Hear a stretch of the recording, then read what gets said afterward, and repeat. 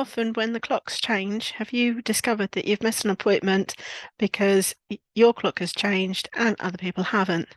Let me show you how you can easily fix this in today's video. Hi, I'm Michelle, a computer coach here sharing tips and tricks on your everyday software to make life just that little bit easier. So let me share my screen where I've got Outlook already up and running. And what I'm going to do is I'm going to create a new appointment. Now, this does work if it's a new meeting as well, so it doesn't matter. The only one that's not going to work is if it's a new event, because of course that's all day. So you're going to fill in everything as normal, but here's the main tip.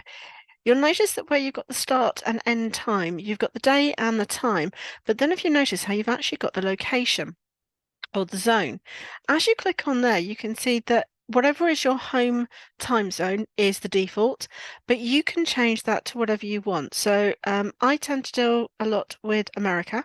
So let me go and choose, for example, Central Time in the US, which as you can see is showing it's -6 hours. So if I actually set this for 5 o'clock, or 4:30.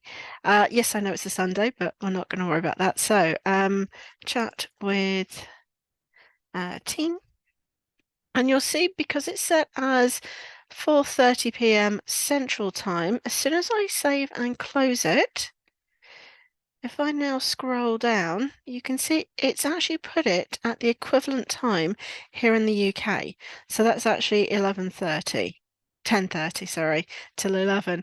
Not exactly the right time for me personally, but hopefully you get the idea. Now, if for whatever reason it's not showing up, let me go back into a new appointment.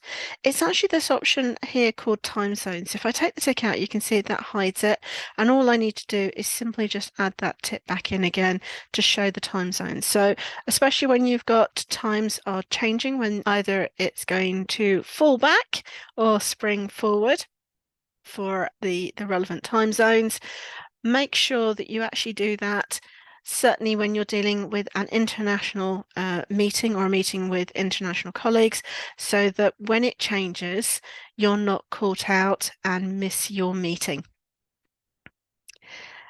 Hopefully you found this video useful. If you have, please do put a like and a comment on this video.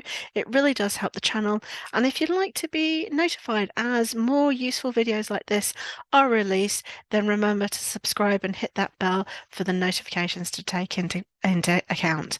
And I will see you next time.